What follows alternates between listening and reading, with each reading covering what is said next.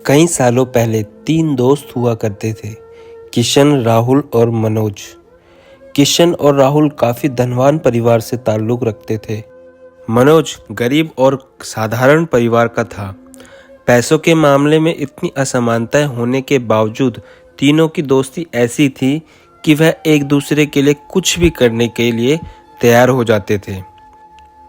दोनों धनवान दोस्तों ने अपने गरीब दोस्त की परिस्थिति बदलने के लिए उसकी कई बार मदद की थी, लेकिन उसकी परिस्थिति में कोई भी बदलाव नहीं होता था। वह कहते हैं ना कि समय से पहले और नसीब से ज़्यादा किसी को कुछ नहीं मिलता। बस ऐसा ही कुछ मनोज के साथ होता था। तीनों ही जवान हो गए। दोनों धनवान दोस्त अपना अपना व्यापार अच्छे से करने लगे और पहले से भी ज़्यादा धनवान बनते चले गए। मनोज की हालत बद से बदतर होती गई। अपने दोस्त की बिगड़ती हुई हालत देखकर किशन और राहुल ने उसके लिए कुछ करने का फैसला किया। दोनों ने 50-50 सोने के सिक्के एक थैली में रखे और मनोज को देते हुए कहा, तुम इनसे कोई व्यापार शुरू करो और पैसे कमाओ और अपनी गरीबी दूर करो। मनोज ने उन 100 सिक्कों में से 5 सिक्के घर के खर्च के लिए निकाले और बाकी के 95 सिक्के अपनी पगड़ी में बांधकर शहर की तरफ जाने लगा, ताकि वहां जाकर व्यापार के लिए कुछ जरूरी चीजें ला सके।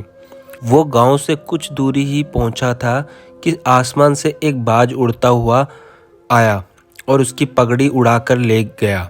मनोज ने उसका काफी पीछा किया, लेकिन बाज इतना ऊंचा और तेज उड़ा कि उसको आखिरकार हार मानकर अपने घर लौटना पड़ा। कुछ दिन बीतने के बाद जब किशन और राहुल मनोज की हालत का जायजा लेने के लिए उसके घर गए तो उन्हें मनोज की हालत में रत्ती भर का फर्क नजर नहीं आया। पूछने पर मनोज ने सारी हकीकत दोनों को बता दी।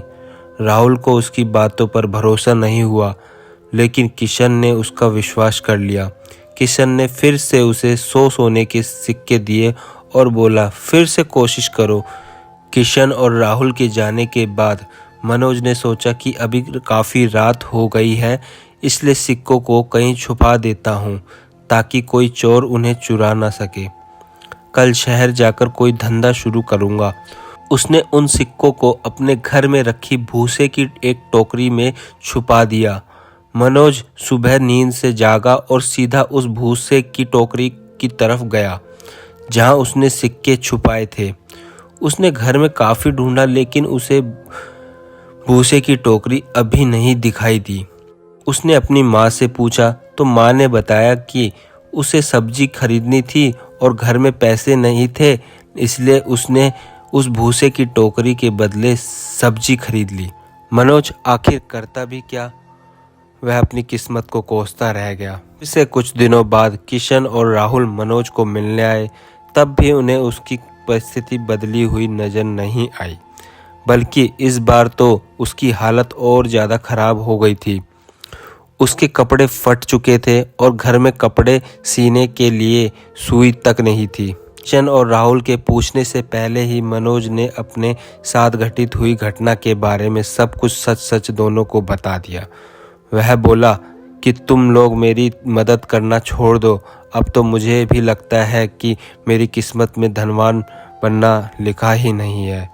मेरी वजह से तुम्हारा भी काफ़ी नुकसान होता रहता है। राहुल को अपने दोस्त की ऐसी हालत देख उस पर दया आ गई, लेकिन वह जानता था कि वह चाहे कितनी भी उसकी मदद करने की कोशिश करे, उसका परिणाम बिल्कुल निष्फल रहता है। इसलिए वह तुरंत बाजार जाकर एक सुई खरीद कर लाया और उसने मनोज को वह सुई दे दी। राहुल और किशन के जाने के बाद मनोज ने अपनी माँ से कहकर अपने फटे कपड़े सिलवा लिए।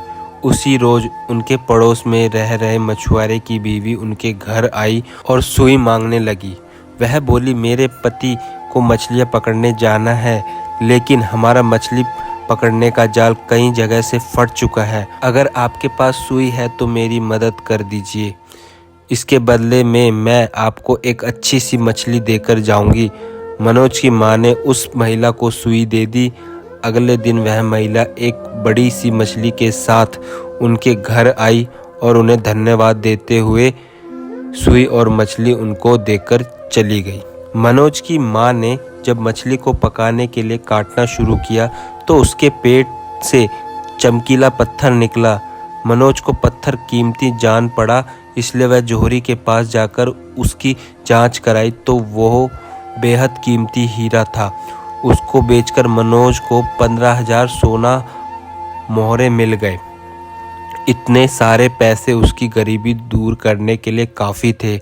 उन पैसों से उसने अपने लिए एक अच्छा घर खरीदा और काफ़ी सारी खेती करने लायक ज़मीन और एक बगीचा भी, साथ में कई सारे गाय भैंस खरीदी ताकि दूध का व्यापार शुरू कर सके।